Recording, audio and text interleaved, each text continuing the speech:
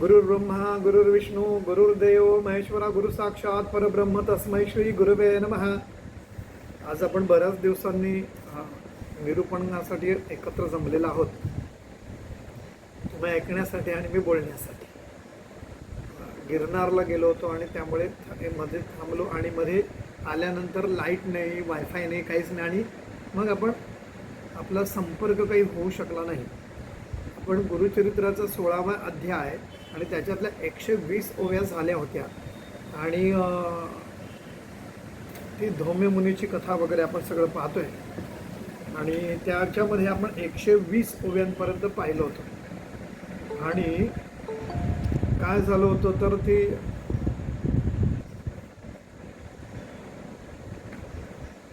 तो जो त्यांचा शिष्य आहे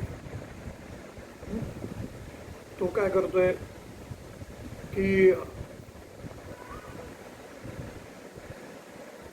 द्रोण म्हणजे त्याला भूक लागते, त्यावेळेला तो रुईच्या झाडातून चीक निघतो, त्याला दूध समजून तो द्रोणातून पितो आणि ते डोळ्यात जातो आणि डोळे जात आहेत. इथपर्यंत आपण आलो होतो. आणि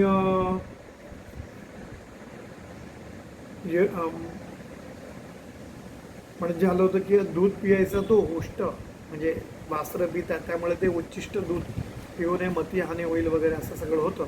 मग त्याला आता काय करायचं, आता भिक्षाही घेता येत नाही आणि दूधही पिता येत नाही, त्यामुळे मग पर्याय म्हणून त्याने त्या रुईच्या झाडातून जो चीक निघायचा तो दूध समजून प्यायला डोळ्यात गेले आणि डोळे गेले. आणि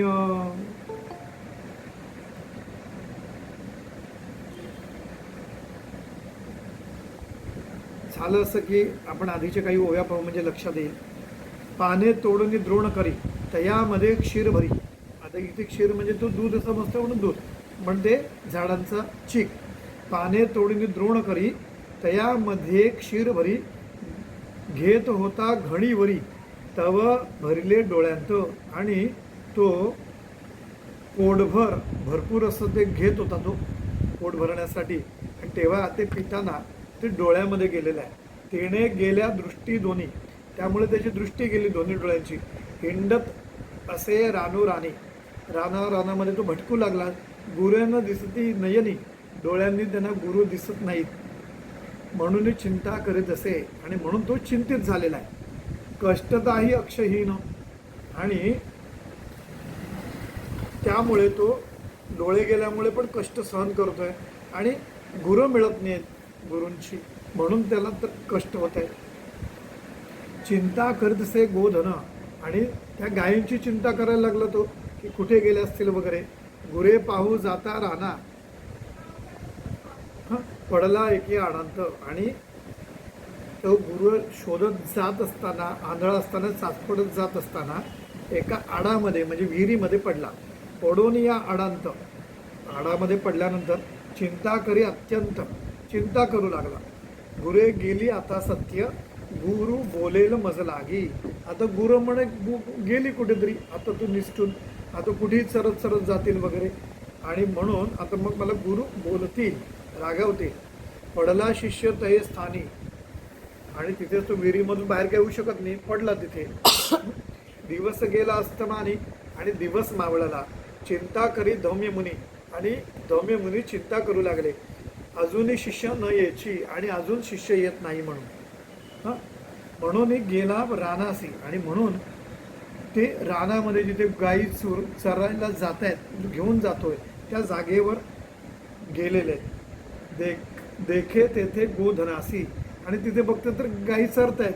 शिष्य नाही म्हणून क्लेशी, आणि म्हणून शिष्य कुठे गेला म्हणून ते चिंतित झाले. आणि दीर्घ स्वरे पाचारी, आणि मोठ्याने ते हाक मारू लागले. पाचारिता धौम्य मुनी, आणि धौम्य मुनींनी पाचारण केले. बोलावल्यानंतर हाक मारल्यावर ध्वनी पडला शिष्य कानी, आणि त्या शिष्याच्या कानावर त्या धौम्य मुनींचा शब्द किंवा आवाज आला ऐकू. प्रत्युत्तर देता तक्षणी, आणि त्यांनी हाक मारल्यावर जवळू गेला कृपाळू, आणि त्याला प्रत्युत्तर दिलं म्हणजे त्याला हाकेला ओ दिली. आणि त्यावेळेला धौम्य मुनी तिथे गेले, ऐकून या वृत्तांत, आणि गेले आणि मग सगळा वृत्तांत सांगितला. आणि ऐकून या वृत्तांत कृपा उपजे कृपा अत्यंत, आणि त्याच्यावर कृपा केली आणि अश्विनो देवस्थवी म्हणतं. आणि अश्विनो म्हणजे अश्विनी कुमार. आपल्याकडे वेदांमध्ये वैद्य सांगितलेले आहेत, वेदांनुसार ते अश्विनी कुमार आहेत, जे जुळे भाऊ आहेत ते अश्विनी कुमार आहेत. आणि पौराणिक जर पाहिलं तर धन्वंतरीची ह्याच्यामध्ये काय समुद्र मंथनातून प्रगट झालेले धन्वंतरी. ध्वनी पडला शिष्यकानी प्रत्युत्तर देता त्या क्षणी जवळ गेला कृपाळू. ऐकून या वृत्तांत कृपा उपजे कृपा अत्यंत. अश्विनो देव मनी स्तवी म्हणतं. आणि अश्विनी कुमारांचं स्मरण कर, स्तवन कर असं म्हणाले. निरोप दिला त्या वेळे आणि त्यांना निरोप दिला, सांगितलं. गुरु म्हणजे निरोप दिला म्हणजे त्यांना सांगितलं. गुरु निरोपे तये वेळी, गुरुंनी सांगितलं त्याप्रमाणे. अश्विनो देवा ध्याय म्हणी. आणि अश्विनी कुमारांचं स्मरण केल्यानंतर अश्विनी कुमारांच्या कृपेने दृष्टी आली दोन्ही नयनी, दोन्ही डोळ्यांनी दिसू लागलं. आणि मग आला गुरु सन्मुख आणि तो धौम्य मुनींच्या समोर उभा आलेला आहे. येऊन या श्री गुरुसी. आणि मग येऊन त्या गुरूंना धौम्य मुनींना नमन करी भक्तीशी, भक्तीने नमन करू लागला. स्तुती करी बहुअशी, आणि भरपूर त्याची स्तुती करू लागला. आणि शिष्योत्तम त्यावेळी, आणि त्या वेळेला तो स्तुती करू लागला. संतोषुनी धौम्य मुनींना संतोष झालेला आहे. तया शिष्या आलिंगोनी, त्यांना आलिंगन दिलं शिष्याला. म्हणे शिष्या शिरोमणी तुष्टलो तुझ्या भक्तीशी. आणि मी तुझ्या भक्तीला किंवा भक्तीने संतुष्ट झालेलो आहे. प्रसन्न होणी शिष्यासी, आणि शिष्याला प्रसन्न होणी. हस्तस्पर्श मस्तकेसी, आणि मग डोक्यावर हात ठेवला. वेदशास्त्रे तक्षणेसी आली तया शिष्यासी, आणि त्याच वेळेला तो वेदवित्ता म्हणजे काय म्हणतात वेदशास्त्र निपुण झाला. आणि गुरु म्हणे शिष्यासी, आणि नंतर गुरु त्याला म्हणाले शिष्याला, जावे आपल्या घरासी, आता आपल्या घरी जा. विवाह करून सुखेसी नांदत असा म्हणत असे, आणि विवाह करून सुखाने नांदा असं म्हणाले गुरु. होईल तुझी बहु कीर्ती, आणि तुझी कीर्ती भरपूर होईल. शिष्य होती बहु जगती, आणि तुला भरपूर शिष्य होतील. उत्तंक नाम विख्याती ना शिष्य तुझा परियसी. हा उत्तंक नावाचा शिष्य होईल, तो विख्यात असा होईल. तोची तुझी दक्षिणेसी आणील कुंडले परियसी. जिंकून या शिष्यासी कीर्तिवंत होईल. आणि तोच तुला दक्षिणेसी म्हणजे कुंडले घेऊन येईल. आणि तो जिंकून या शिष्य म्हणजे तो नागाला जिंकेल आणि कीर्तिवंत होईल. जन्मेंजय रायासी, तोच करील उपदेशासी. आणि जन्मेंजय राजाला उपदेश करेल. जन्मेंजय रायासी तोच करेल उपदेशासी. मारवील सर्पासी याग करुनी पर्यासा. आणि ह्या जन्मेंजय राजाला तोच उपदेश करेल. आणि सर्पसत्र जे आहे ते करून त्याचा यज्ञामध्ये ते एक एक आहुती म्हणून सर्पाची दिली जाईल. तो उत्तंक जाऊन पुढे केला सर्पयज्ञ, आणि त्याच उत्तंकाने सर्पयज्ञ केला. जन्मंजया ते प्रेरून, आणि जन्मंजयाच्या प्रेरणेने समस्त सर्प मारिले आणि सगळ्या नागलोकांचा नाश केला. आणि म्हणजे सर्प मारले. ख्याती झाली त्रिभुवनांत, आणि त्रिभुवनांत ख्याती झाली. तक्षक आणला इंद्रासीत, आणि इंद्रासीत तक्षकाला सुद्धा आणलं. ऐसे गुरुकृपेचे सामर्थ्य, ऐसे असे प्रियसा. आणि अशा प्रकारे हे गुरुकृपेचं सामर्थ्य आहे. जो असे गुरुद्वेषक, आणि जो गुरुचा द्वेष करतो त्यासी कैसा परलोक. आणि त्याला परलोकात कशी गती मिळणार आहे, कसला परलोक प्राप्त होणार आहे. अंती होय कुंभीपाक, आणि शेवटी त्याला कुंभीपाकामध्ये म्हणजे कुंभीपाकाचा जो नरभग आहे तिथे गुरुद्रोह पातका राशी. आणि त्या गुरुद्रोहाचा जे पातक आहे त्या पातकांच्या राशी इतक्या की ज्यामुळे त्याला कुंभपाकामध्ये जावं लागणार आहे. संतुष्ट करिता गुरुसी, आणि गुरुला संतुष्ट केल्यावर कायन साधे ते असी. आणि त्याला काय प्राप्त होणार नाही आहे, वेदशास्त्र ज्ञान राशी. आणि वेदशास्त्र आणि यांचं ज्ञान त्याला होणार आहे. लागे क्षण न लागत, लाधे क्षण लागत म्हणजे त्याला क्षण नाही आहे, म्हणजे तत्क्षणी लगेचच त्याला ते प्राप्त होईल. ऐसे जाणून मानसी वृथा हिंडे अविद्यसी. आणि असं असून सुद्धा तू अविद्येने, त्या मायेने जिकडे तिकडे फिरत बसलेला आहेस. जाई आपल्या गुरुपासी, आपल्या गुरुच्या जवळ जा. तोची तुझं तारील, तोच तुलाचं तारण करणार आहे. म्हणून आपला गुरु जो आहे तो आपला गुरु तारण करता आहे, हे लक्षात ठेवायचं आहे. ज्याची ज्याची तुम्ही उपासना करता, ज्याची ज्याची तुम्ही अनुग्रह तुम्ही घेतलेला आहे, हे लक्षात घ्या. आणि मुळामध्ये ते आपल्याला कधी कळणार पण नाही की हे गुरुकृपेने घडतंय. कारण का, आता गुरुचरित्र आधीच त्याचं वैशिष्ट्य सांगितलंय. गुरुकृपा ही सूक्ष्म स्थूळी आहे, म्हणजे सूक्ष्म पण आहे आणि स्थूळ पण आहे. ते स्थूल आपल्याला दिसून येईल, पण स्थूल जी सूक्ष्म आहे ती तुम्हाला कशी कळणार, हा तर भाग आहे ना. तर त्यामुळे ती गुरुकृपाच तुम्हाला तारणार आहे. त्याचे मन संतुष्टत, तुझं मंत्र साध्य त्वरित, त्याचं मन संतुष्ट कर. त्याने सांगितलेल्या मार्गावर जा. त्याने त्याच्या मनाने त्याला तुझ्यासाठी जे योग्य वाटतंय ते जे सांगितलेलं आहे त्या मार्गाने जा. आणि गुरुला काय हवं असतं, गुरुला काहीच हवं नसतं. गुरुला फक्त आपल्या शिष्याची प्रगती हवी असते, त्याने पुढं जावं हीच त्याची इच्छा असते. आणि म्हणून तुझं मंत्र साध्य त्वरित, मन करून निश्चित त्वरित जाय म्हणती देखा. आणि तू आता दृढ मन करून त्याच्याकडे जा, असं ते म्हणतात. गुरुला काही लागत नाही, गुरुचं मन संतुष्ट याचं आहे की तुम्ही त्याने सांगितलेल्या मार्गावर तुम्ही जाता आणि तुमचं ते भलं ज्याच्यात आहे त्याच्यामध्येच त्याचा आनंद आहे, हे लक्षात घ्या. जीवक नावाचा वैद्यक होऊन गेला. हा जीवक म्हणजे ज्यानं गौतम बुद्धावर म्हणजे काय म्हणतात उपचार केले, ट्रीटमेंट केली.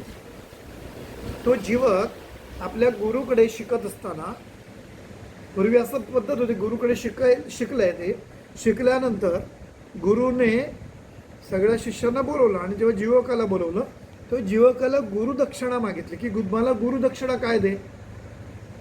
तर त्याने सांगितलं की या संपूर्ण सृष्टीमध्ये अशी एक वनस्पती शोधून आण की ज्याच्यामध्ये औषधी गुणधर्म नाहीत. आणि त्यावेळेला हा जीवक आहे, हा जीवक बरेच ठिकाणी फिरतो, या पृथ्वी तलावर फिरतो आणि त्याला एकही वनस्पती सापडत नाही की ज्याच्यामध्ये औषधी गुणधर्म नाहीत. आणि त्यावेळेला तो जीवक आपल्या गुरुकडे येतो आणि गुरुला सांगतो की गुरुवर्य, तुम्ही गुरुदक्षिणा म्हणून जे मला सांगितलेलं आहे ते मी पूर्ण नाही करू शकत, त्यामुळे तुम्ही दुसरी काहीतरी गुरुदक्षिणा मागा. आणि म्हणाले का नाही पूर्ण करू शकत. ते म्हणाले की मला या पृथ्वी तलावर अशी एकही वनस्पती सापडली नाही की जिच्यामध्ये औषधी गुणधर्म नाहीत. त्यावेळेला त्याचे गुरु आनंदित होता, त्यानं ते प्रसन्न होता. ते म्हणाले की मी तुला माझं परिपूर्ण ज्ञान तुला दिलेलं आहे की नाही हे पाहण्यासाठीच मी तुझ्याकडे ही गुरुदक्षिणा मागितलेली आहे. पण मी समाधानी आहे, मला गुरुदक्षिणा मिळालेली आहे आणि मला ह्याचाही अभिमान आहे, आनंद आहे की मी तुला माझं पूर्ण ज्ञान तुला दिलेलं आहे.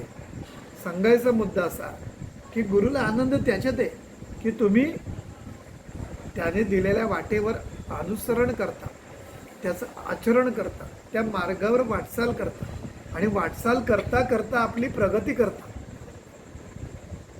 याच जीवकानं नंतर गौतम बुद्धावर उपचार केले. गौतम बुद्धांना अतिसार झाला आणि अतिसार झाला, त्यांनी डुकराचं मांस खाल्ल्याचं काही ठिकाणी माझ्या वाचनात आलं.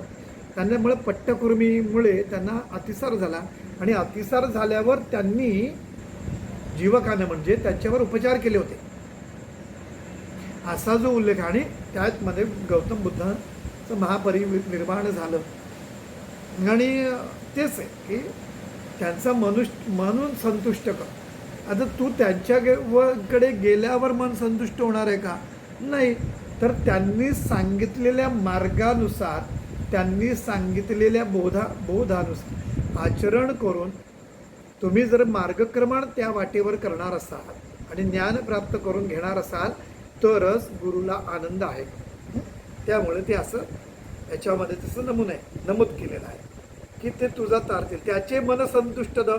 तुझं मंत्र साध्य त्वरित, तुला मंत्र साध्य होतील, सिद्ध होतील. मन करून निश्चित त्वरित जायत म्हणती देखा ऐसा श्री गुरु निरोप देता. आणि मग श्री गुरु नृसिंह सरस्वती महाराजांनी त्याला निरोप दिला. विप्र झाला अतिज्ञाता आणि तो ब्राह्मण हा ज्ञानी झाला. चरणावरी ठेविला माथा आणि चरणावर माथा ठेवला, डोकं ठेवलं. विनवीत असे तये वेळी आणि त्यावेळेला ते विनंती करू लागले. जय जय आजी गुरुमूर्ती तू साधन परमार्थी माते निरोपिले ती प्रीती तत्वबोध कृपेने. हा गुरूंना ते म्हणाले की तू परमार्थ जोडण्यासाठी साधन आहे.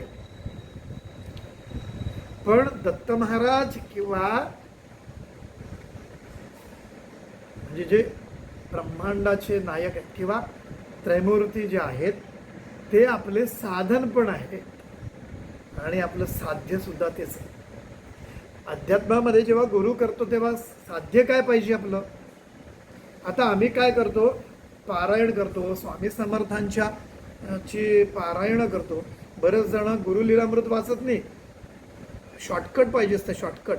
त्यामध्ये गुरुचरित्र सारामृत वाचतात, गुरुलीलामृत वाचत नाही. आणि पण करतात काहीतरी. आणि आम्ही ते सगळं उपासना कशासाठी करतो? मुलाला मुलगा होत नाही, बाळ होत नाही, मुलाचं लग्न जमत नाही, मुलाला नोकरी लागत नाही, माझ्या नवऱ्याचं प्रमोशन होत नाही. ह्या असल्या गोष्टीसाठी आपण सगळं ते करत राहतो. पण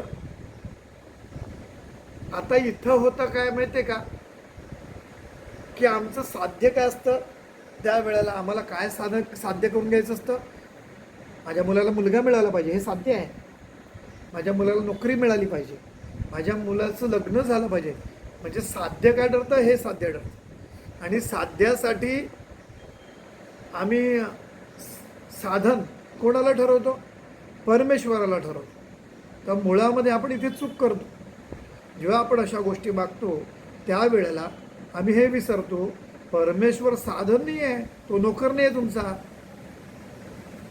परमेश्वर मिळावा, परमेश्वर हे साध्य असलं पाहिजे. आणि त्याच्यासाठी जी करणारी सेवा आहे, पारायण करणं, जप करणं वगैरे साधन आहे तुमचं. हे लक्षात घ्या. किंवा गुरु जोडा, गुरु साध्य असला पाहिजे. तर हे आम्ही घेत नाही. आणि मग इथं परमार्थ प्राप्तीसाठी गुरु साधन आहे.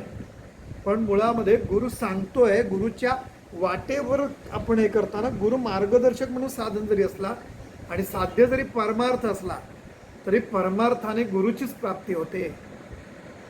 त्यामुळे गुरु हा साध्य पण आहे आणि साधन पण आहे आणि आपण साधक आहोत.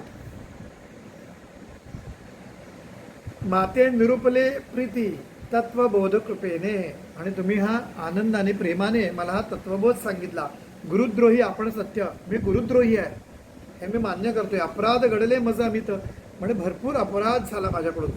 गुरुचे दुखविले चित्त, गुरुचं मन दुखावलं. आता केवी संतुष्ट, आता कसं संतुष्ट करावं? सुवर्ण आधी लोह सकळ भिन्न होता सांदवेलं. अरे लोखंड जोडता येईल. सोनं जर तुटलं, सोनाचा तुकडा पडला तरी तो सांधता येईल. सुवर्ण आधी लोह सकळ भिन्न होता सांदवेल. होता भिन्न मुक्ता फळ केवी पुन्हा एके होय. आणि समजा जर का मोती आहे, तो मोती जर फुटला, तुटला तर तू पुन्हा असं काही वितळून जोडता येणार आहे का? हां, तू जोडता येणार नाही आहे. केव्ही पुन्हा ऐक्य होय. अंतःकरण भिन्न झाले असता. आता अंतःकरण भिन्न झाला. गुरुच्या मनातूनही मी उतरलो असेल, माझ्या मनातून गुरु उतरले होते. आता आमची भिन्न मने झाली आणि गुरु आणि शिष्याचं मन एकमन असलं पाहिजे. हे महत्वाचं आहे. गुरुला काय हवं आहे, गुरु मागण्याच्या आधीच जर शिष्याला कळत असेल तर तो एकमन आहे. म्हणजे त्याला नारद भक्ती सूत्रामध्ये भक्ती कशी असायला पाहिजे, तर पतिव्रतेचं एक उदाहरण दिलं. पतिव्रतेसारखी म्हणजे पतिव्रता काय करते, पतीच्या इच्छेप्रमाणे राहते. तिच्या त्या नवऱ्याच्या इच्छेमध्ये आपला आनंद ती मानते. आणि इतकंच नाही, पुढे म्हणजे पतीला काय हवं नको ते सांगण्याच्या आधी तिला कळतं, ती खरी पतिव्रता. आणि खरा गुरुचा सेवकत्व आहे की गुरुला काय अपेक्षित आहे, गुरुला काय हवं आहे हे जो जाणतो तो खरा शिष्य होतो. आणि तोच पट्टे शिष्य होतो. आणि मग त्याला वेळ लागत नाही, आपणासारखे करती तत्वता असं गुरुचं सामर्थ्य आहे. त्या अवस्थेला तो जातो. अंतःकरण भिन्न झाले असता प्रयास असे ऐक्य करता, प्रयत्न आहे करता ऐसे माझे मन असता काय उपयोग वाचुनी. आणि आता मनामध्ये दुरावा आहे. म्हणजे आपण म्हणलं ना की आता ही गाठ पडली आहे मनामध्ये, तुटलेली जरी गाठ बांधली तरी गाठ असते ना, ती गाठ आठवण करून देते की कधी काळी आम्ही तुटलो होतो. तर तसं सगळं आहे.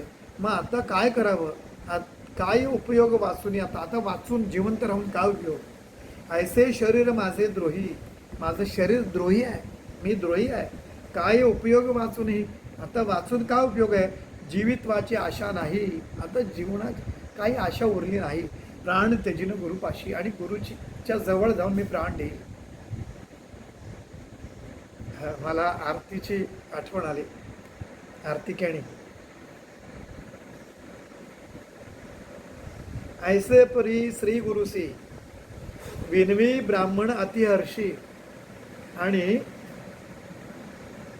अशा पद्धतीने तो श्री गुरूंना तो ब्राह्मण विनवू लागला.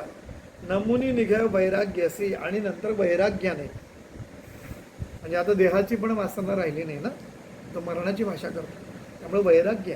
नमुनी निघे वैराग्येसी निश्चय केला प्राण तेजू, आणि प्राण तेजण्यासाठी गेला. अनुतप्त झाला तो ब्राह्मण. अनुतप्त झाला म्हणजे पश्चातापयुक्त झाला. निर्मळ झाले अंतकरण, आणि अंतकरण निर्मळ झालं.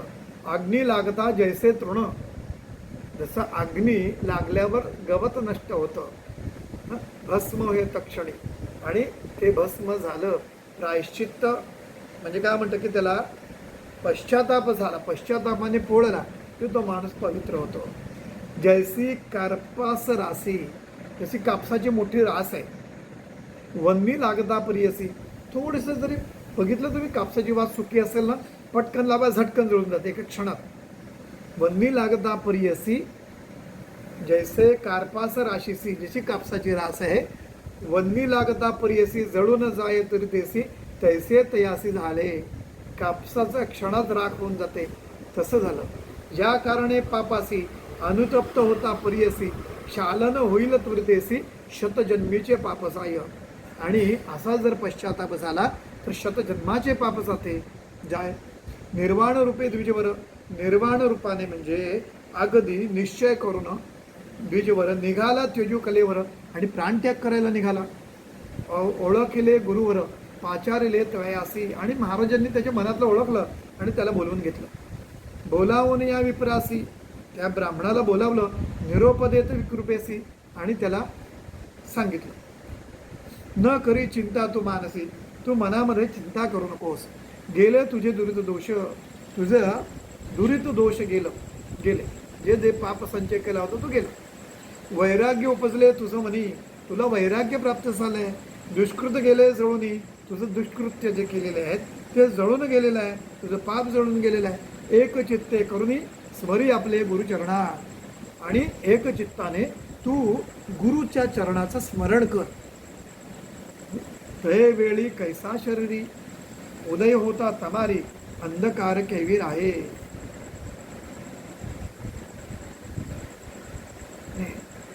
तय वेळी श्री गुरुसी नाही स्मरी आपले गुरुचरणा. तय वेळी श्री गुरुसी नमन केले चरणांशी. आणि मग त्यांनी नृसिंह सरस्वती महाराजांना नमस्कार केला. जगद्गुरु तूची ओसी त्रैमूर्ती अवतार. तू जगद्गुरु आहेस, त्रैमूर्ती आहे असं तो म्हणाला. तव कृपा होय जरी, तुझी कृपा जर झाली, पापे कैशी शरीरी, या शरीराला देहाला चिकटून पाप राहतात असं म्हणतात. हां, तर या शरीराला कशी पापे असतील. उदय होता तमारी म्हणजे सूर्य, तमारी म्हणजे सूर्य, म्हणजे तम अरी असा शब्द आहे. तम म्हणजे अंधार, अरी म्हणजे नाश करणारा असा संस्कृत शब्द आहे. अरी म्हणजे नाश करणे. हां, तर ऐसा उदय होता तमारी म्हणजे सूर्य, अंधकार केवीर आहे. मग अंधकार कुठून राहणार आहे. ऐशापरी श्री गुरुशी, अशा पद्धतीने श्री गुरुशी स्तुती केली भक्तीसी, अशा पद्धतीने भक्ती केली.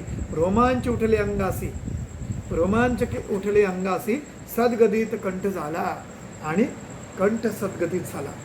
निर्मळ मने तये वेळी, आणि निर्मळ मनाने त्यावेळेला माथा ठेवी चरणकमळी, आणि चरणावर त्यांनी डोकं ठेवलं. विनमित असे करुणा बहाळी, तारी तारी श्री गुरुराया, आणि विनंती केली की माझं तारण करा. निर्वाण देखुनी अंतकरणी, आणि अंतकरण त्याचं जे निर्वाणीचं पाहिल्यानंतर मस्तकी ठेवी दक्षिण पाणी, आणि तो ते आपल्या डावा हात उजवा हात हा म्हणजे पूर्वेला तोंड करताना आपला उजवा हात दक्षिणेला जातो, त्यामुळे दक्षिण पाणी असं अर्थ उजवा हात. दक्षिण पाणी ज्ञान झाले तक्षणी तया ब्राह्मणासी प्रियसा, आणि हात ठेवल्याबरोबर ज्ञानी केलेला आहे. वेदशास्त्रे तत्काळ, मंत्रशास्त्रे आली सकळ, म्हणजे त्याला मंत्रशास्त्रे आलं, वेदशास्त्र आलं. प्रसन्न झाले गुरु दयाळ, आणि गुरु त्याच्यावर प्रसन्न झाले. काय न्यून त्या विप्रासे, आणि मग त्याला काय कमी पडणार. गुरु प्रसन्न झाले, ज्याच्यावर गुरुकृपा त्याला काय कमी आहे. परिस लागता लोहासी, आणि जसा लोखंडाला परिस लागावा, होय सुवर्ण बावन कशी, आणि त्याचं शुद्ध असं सोनं व्हावं. भावन कशी याप्रमाणे पूर्वीपासून. तर म्हणजे मग तो एक भाग आला, थोडं विषयांतर होतं. शिवलीलामृतामध्ये एक वाक्य आहे, अष्टधातूचा होता स्पर्श, चामीकर होई बावन कसं, असं एक वाक्य आहे. वाचलं असेल तर मला माहिती नाही, कोणी शिवलीलामृत वाचत असेल त्याला माहिती असेल. तर चामीकर याचा अर्थ सोनं आहे. याचा अर्थ असा आहे, अष्टधातू, हे अष्टधातूचा स्पर्श झाला म्हणजे त्याचा संयोग केला तर सोनं तयार होतं, असा एक उल्लेख आलेला आहे. आणि मी एका मुलीला डॉक्टरेटसाठी हा विषय दिला की ते अष्टधातू शोध, आणि अशी अष्टधातूचा होता स्पर्श, चामीकर होई बावन कसं, शुद्ध सोनं होतं. हे कसं होतं हे शोधून काढ. आपल्याकडे धातुशास्त्र आहे आणि धातुशास्त्राचा अभ्यास कर. आणि मला काही संदर्भ मिळाले, आता ती फळाची नावं आहेत ना ती काही मिळत नाही वगैरे, पण अजूनही मी सांगतो, जर कोणाला धातुशास्त्रामध्ये जर का डॉक्टरेट करायची असेल तर हा विषय तुम्ही घ्या. गुरुचरित्र आपल्या शिवलीलामृतामध्ये हा स्पष्ट उल्लेख आलेला आहे. आणि ह्या सगळ्या गोष्टी आहेत. मनुची नावाचा प्रवासी आला होता, आणि मनुची हा त्यावेळेला औरंगजेबाच्या दरबाराचं वर्णन करताना त्यांनी एका ठिकाणी लिहिलेलं आहे की त्यांनी एक दोन योगी म्हणजे साधूशे पकडून आले, ते भगवे कपडे घातलेले वगैरे, ते औरंगजेबाच्या सैन्याने आणून उभे केले औरंगजेबाकडे. ते म्हणाले की ह्याच्याकडे धन आहे, चांदीचे वगैरे हे आहे, तर म्हणून त्यांना पकडून आलं की ह्याने आणलं कुठून वगैरे. ते उभं केलं आणि ते बादशाहना म्हणतात औरंगजेब, तुम्हाला पाहिजे तर घेऊन टाका, आम्ही असं रोज बनवतो. तर म्हणे कसं काय बनवतो? मग तर हां म्हणे आम्ही बनवतो. तर ही मनुष्यने केलेली नोंद आहे. हा आणि त्यावेळेला त्यांनी म्हणाले की ठीक आहे. मग त्यांना कैदेमध्ये टाकलं जातं. पण तो म्हणाले ठीक आहे, त्यांना म्हणाले आम्हाला बनवून दाखवतो. म्हणजे ठीक आहे, पण आम्हाला बाहेर जावं लागेल, काही वनस्पती आणाव्या लागतील वगैरे, काही वस्तू आणाव्या लागतील. तर म्हणाले ठीक आहे म्हणे. असं करून मग त्याच्याबरोबर सैनिक पण पाठवले. त्यांनी काही वस्तू गोळा केल्या आणि त्यांनी हे केलं आणि त्यांनी शुद्ध स्वरूपाची चांदी बनवल्याचा उल्लेख आहे. आणि ती चांदी सोनाराकडून तपासल्यानंतर ती शुद्ध स्वरूपाची चांदी आहे असं सोनारांनी सांगितलं. आणि त्यावेळेला ते मनुष्यने नोंद केली आहे त्याच्या प्रवास वर्णनामध्ये. तर आपलं धातुविज्ञानसुद्धा किती प्रगत होतं हे लक्षात घ्या. आणि त्याला केमियागार असा शब्द म्हणायचे. आणि केमिया सिद्धी ही नाथ संप्रदायाकडे होती. आणि म्हणजे आता ते बरंच कथा विस्तार होईल, पण ते घोलप स्वामींचं वगैरे जे आहे, घोलप स्वामींनी लिहिलेला ग्रंथ मला मिळालेला आहे. आपल्या गुरुलीलामृताची जी पोथी आहे त्याच्यात नाशिकला असताना वामनबुवा वांबोरीकर यांना घोलप स्वामी भेटले वगैरे. तो संवादामध्ये जातात वणीला आणि मग मुखातला विडा वगैरे, ती कथा आठवत असेल. त्या घोलप स्वामींनी लिहिलेला ग्रंथ मला रद्दीत मिळालेला आहे. किंवा विष्णुबुवा ब्रह्मचारींचा उल्लेख आहे. त्यांना इंगळीचा चावते आणि स्वप्नात बोंबा मारत उठता स्वामी, माहिती का, ब्रह्मतादात्म्यवृत्ती वगैरे. तर त्यांनीसुद्धा भगवद्गीतेवर एक टीकाग्रंथ लिहिलेला आहे आणि तो माझ्याकडे उपलब्ध आहे.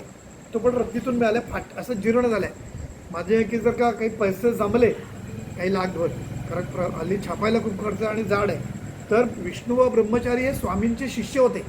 त्यांनी लिहिलेला ग्रंथ किंवा घोलप स्वामी सारखी हे की ज्यांना घोलप स्वामींना सुद्धा स्वामींची महत्ता माहिती आहे, यांनी लिहिलेला ग्रंथ, हे दोन्ही ग्रंथ माझ्याकडे आहेत. पण हे आता अतिशय दुर्मिळ आहेत आणि त्यामुळे हे मला छापायचं आहे, पुढचं काम आहे. जर ज्यांनी मला काही आर्थिक मदत केली तर त्यांची नावं पण दिली आणि त्यांना एक एक एक एक तोपर्यंत त्यांच्याकडे तरी राहील. पण ते ज्ञान टिकून राहिल्यानंतर तो ग्रंथ नष्ट होऊन जाईल.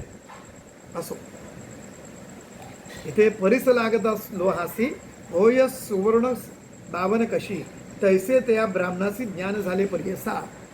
आणि त्याला तू इतका विद्वान झाला कसं, तत्क्षणी सोन्याच्या लगडीला किंवा गोळ्याला जर परिस लागला तर तत्काळ सोनं होतं, तसा तो तत्काळ ज्ञानी झाला. आनंद झाला ब्राह्मणासी, श्री गुरु निरूपिती त्यासी, आमचे वाक्य परियसी, जाय त्वरित गुरुजवळी. आणि ते म्हणाले अरे जा म्हणे, तू ज्ञानी झालेलेस वगैरे, पण तू आता तुझ्या गुरुजवळ जा. जाऊन या गुरुपाशी नमन करी भावेसी. आणि गुरुजवळ गेला आणि एक भावाने नमस्कार केला. संतोष होईल भरवसी, तोची आपण सत्य मानी. ऐसे परी गुरुमूर्ती तया ब्राह्मणा संबोखिती, निरोप घेऊन या त्वरित गेला आपल्या गुरुपाशी. आणि नंतर महाराजांचा निरोप घेऊन तो आपल्या गुरुपाशी गेला. ऐसे परी गुरुमूर्ती तया ब्राह्मणा संबोखिती, निरोप घेऊन या त्वरित गेला आपल्या गुरुपाशी. निरोप देऊनी ब्राह्मणासी, श्री गुरु निघाले परियसी. आणि त्याला निरोप दिला, तुझा वगैरे सांगितलं. आणि नंतर महाराज सुद्धा तिथून निघाले परियसे, आले भिल्लवडी ग्रामासी.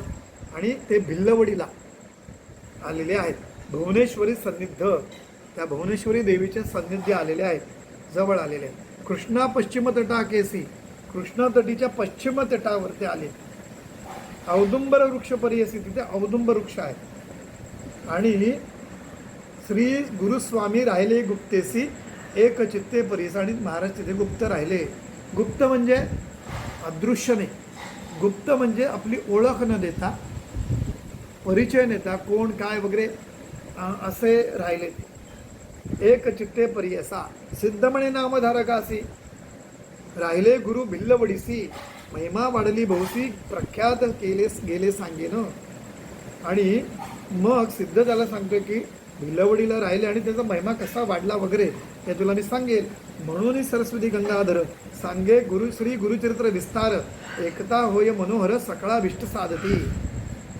आणि म्हणून सरस्वती गंगाधर गुरुचरित्र सविस्तृत तुम्हाला सांगतोय. आणि एकता जरी तुम्ही श्रद्धेने पूर्ण विश्वासाने ऐकलं तरी सकळा विष्टे म्हणजे सगळ्या इच्छा कामना पूर्ण होतात, साधतात. इथे श्री गुरुचरित्र विवेकबोधे शिष्य पवित्र, गुरु भजने पवित्र, सर्व विद्या पावले. आणि अशा पद्धतीने विवेकबोध आणि महाराजांच्या विवेकामुळे तो शिष्य हा सर्व विद्या पावला आणि गुरु भजनासी लागला. इथे श्री गुरुचरित्र परमकथा कल्पतरो श्री नृसिंह सरस्वत पाख्याने सिद्ध नाम धर्क संवादे गुरु सुशूषणम नाम षोडशोध्याय ओवी संख्या 167 श्री गुरु दत्तात्रय अर्पित वस्तू. इथे आपला आज 16वा अध्याय पूर्ण झालेला आहे. उद्या आपण 17वा अध्याय पाहणार आहोत. उद्या मला ज्येष्ठ नक्षत्राची शांती आहे आणि मला साधारणतः 6 ते 7:30 तास तरी बोलावं लागणार आहे. तर त्यामुळे माझा आवाजावर ठरेल की उद्या निरूपण होईल की नाही. पण दुसरी गोष्ट, उद्या आषाढी एकादशी आहे आणि आषाढी एकादशीच्या सर्वांना शुभेच्छा. आणि दुसरी गोष्ट अशी आहे की आपल्याकडे महाराष्ट्रामध्ये वारकरी संप्रदाय याचा भरपूर असा प्रभाव आहे. आणि अगदी प्रेम आणि करुणेचा आणि अगदी प्रेमाचा असा तो वारीचा प्रसंग आहे. सगळ्यांना विनंती आहे की जाऊ नाही शकल तरी ते डोळ्याचं पारणं फिटेल अशी ती वारी असते, तर कधीतरी टी व्हीवर पाहत जा. हां, दुसरी गोष्ट अशी आहे की ज्यांना पांडुरंगाकडे जाता आलं नाही पंढरपूरला, तर त्यांनी उद्या सकाळी 7:30 वाजता उंभाटला हजर राहायचं.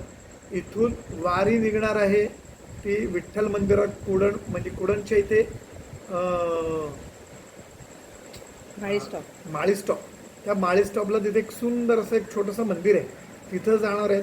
दरवर्षीप्रमाणे सगळे मुलं वगैरे छोटी छोटी जात आहेत. कारण मोबाईल आणि टी व्ही आणि जे काही समोर त्यांच्याकडे जे काही सोशल मीडिया आहे त्याच्यामध्ये एक सांस्कृतिक वारसा जपला पाहिजे. म्हणून मुलांना तुम्ही वारीला घेऊन येऊ शकता. ती आपण चालू केलं आहे. चालू करण्याचा उद्देश आहे, ही वारी सुरू करण्याचा उद्देशच मुळे आहे की त्यांना वारी म्हणजे काय कळलं पाहिजे, ती विठ्ठल भक्ती म्हणजे काय कळलं पाहिजे, देवभक्ती म्हणजे काय कळलं पाहिजे. इतकंच नाही तर पांडुरंग येऊन राहिला पंढरपुरात आणि त्या पुंडलिकासाठी परब्रह्म आले का, ते परब्रह्म येऊन राहिलं. पण पुंडलिकानं असं काय केलं की ज्याच्यामुळे पांडुरंग हा योगे 28 येऊन राहिला. तर त्यांनी आई वडिलांची सेवा केली, एक भावे सेवा केली वगैरे. हे मुलांना सांगा. हल्ली आई वडिलांना कोणी मानत नाही, हे नाही करत आणि आपल्याला संस्कार रुजवायचे असतात. आणि त्याच्यामुळे आपण हे सगळं तयार केलेलं आहे. जसं आपण दिवाळीच्या वेळेला प्रत्येकाकडे फराळासाठी चकली करंज्या वगैरे घरातून काही येतं, त्यांच्या ऐपतीप्रमाणे देतात. काही 1-1 किलो देतात, काही 2-2 करंज्या देतात, काही चकली त्यांच्या ऐपतीप्रमाणे देतात. आपण काय करतो, लहान मुलांना घेऊन जातो, ते पण चक्क 8वीच्याही खालची. कारण आणि त्यांना सांगतो एकदम दुर्गम भागात नेलं जातं आणि त्यांना घरी वाटायला सांगतो की तुम्ही द्या. आणि मग त्यांना सांगतो तुम्ही काय पाहिलं, किती गरिबी, अंगावर कपडे नाहीत. तिथे गेलात ना तुम्ही तर त्या स्त्रिया बाहेर येत नाहीत कारण अंगावर कपडे नाही आहेत, घालायला कपडे नाहीत. हे 2 वर्ष आम्हाला जेव्हा कळलं तेव्हा आपण जुने कपडेसुद्धा आपण दिवाळीच्या दिवशी कोणी चांगले असतात पण वापरत नाही, फिट होतात, ते आणतो. मग आपण इस्त्री वगैरे किंवा काहीतरी हे करून घड्या घालून त्या करतो आणि आपण तिकडे देतो. आम्हाला त्याची किंमत नसते, आम्ही त्या कोणा एक फेकून देतो किंवा त्या एक भांडीच्या लोभामुळे एखाद्या 10-20 साड्या देतो. पण त्या 10-20 साड्यांमध्ये निदान 2-2 साड्या दिल्या तर 10 स्त्रियांची लाज राखली जाते, त्यांना अंगावर वस्त्र मिळतं, त्याचं रक्षण होतं शरीराचं. हा भाव रुजणं गरजेचं आहे. आणि हे मुलांना, कारण मुलं हल्ली बघा, आपण छोट्या छोट्या पेन्सिल व्हायचे तुकडे व्हायचे ना तरी लिहायचो. मुलं आता अर्धी झाली की फेकून देतात. हे नाही आवडत, ते नाही आवडत, हे दाखवा की त्यांना तिथे मिळतच नाही. अगदी माझ्या भावाची मुलापासून सगळे देतो, हे कारण रुजवा. आणि दुसरी गोष्ट, आम्ही फोटो काढत नाही, कारण देणारा आपला बांधव आहे. सगळे जर स्वामींची लेकरं आहेत ना, परमेश्वराची लेकरं आहेत ना, तर तुम्ही कोणी मोठे नाहीत त्यांना तुम्ही हे करता. जसं आम्ही शेजारी एक पुडी नेतोय, तशी एक पुडी माझी त्यांच्या घरासाठी जाते. हा भाव ठेवा. इथे कोणीही कमी नाही आणि कोणीही महानही नाही. सर्व परमेश्वराच्या नजरेत सर्व समान आहेत आणि यासाठी आपण चालू केलेले आहे. मला आशा आहे की पुढच्या वेळेला तुम्ही सुद्धा याला जॉईंट व्हाल. आपल्या मठामधल्या सगळ्या कन्सेप्ट ह्या वेगळ्या पद्धतीने राबवल्या जातात. ते हे काय संस्कार रुजले पाहिजेत. आज आईबाप एवढे मेहनत करता, ओव्हर टाईम करता, बलसाट टू बलसाट जाणार आहेत आणि मुलगा ग्रॅज्युएट होत नाही तर तो सांगतो तुम्ही आमच्यासाठी काय केलं आहे. म्हणजे इतकं की आईला जर म्हणत तर आईला गर्भ राहिल्यापासून ती 9 महिने पोचलं आधी आणि त्याच्या प्रसूतीच्या वेदना सहन करून त्याला उठव नको आजारपणं सगळे काढली, त्याचे खुले धुतले, सगळं केलं. आणि तो मुलगा जर असं सांगत असेल तर तिच्या एका क्षणात सगळं केलेलं मातीमोल करून टाकतो तो. तर ही जाणीव निर्माण झाली पाहिजे. त्याच्यासाठी आषाढीची वारी न्या, लहान मुलांना घ्या आणि त्यांना सांगा की ही वारी कशासाठी आहे आणि हे पांडुरंगाचं दर्शन कशामुळे घडतं आहे. तर युगे 28 विटेवरी उभा त्याच्यासाठी राहिला की की आई वडिलांची सेवा करणारा पुंडलिक, या पुंडलिकासाठी तो परब्रह्म इथे पृथ्वी तलावर आला. म्हणून आज त्याची आठवण करायचं त्या पुंडलिकाचं पण आणि त्याच्या सेवेचं पण आणि त्या परमात्म्याचं पण स्मरण करायचं दिवस आहे. हे तुम्ही उद्या तुमच्या मुलांना सांगा आणि हे करा. फार वाईट परिस्थिती आली बघा, नाहीतर आईचा कान चावण्याची पाळी आपल्यावर असेल. आपण कुठेतरी संस्कार देताना चुकतोय हे लक्षात ठेवा. जिथे जिथे पांडुरंगाचं जिथे मंदिर असेल तुम्ही नाही येऊ शकत, तुमच्या मुलांना घेऊन जा आणि त्यांना सांगा, दर्शन घे आणि हे करा. तर ते संस्कार. आता आमच्याकडे वारी चालते इतकी, हे छानपैकी चालली आहे. काहीच नाही, कोणी काय आणायचं नाही. या तुम्ही दर्शन घ्या आणि निघा. आम्ही अपेक्षाही करत नाही की तुम्ही पाणी द्या, तुम्ही खायला द्या की काहीच नाही.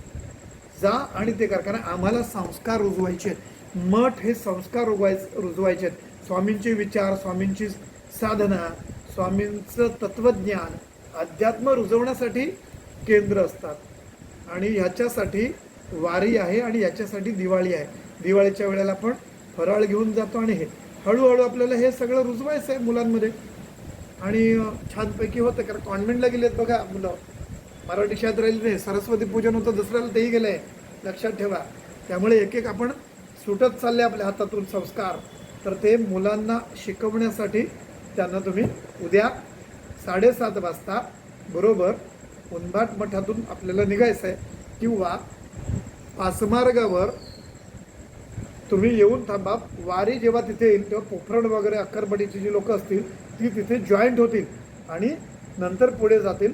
कुठेही वळायचं नाही. लहान मुलं पावसामध्ये आणि हे वाहतूक भरपूर आहे त्या रोडला, त्यामुळे ज्या तुम्ही मुलांना सांभाळायचं आहे. फक्त पांडुरंगाचं मंदिर आणि घरी असंच फक्त प्रवास राहील, त्याची दखल घ्यायची. अवधूत चिंतन श्री गुरुदेव दत्त श्री स्वामी समर्थ महाराज की जय.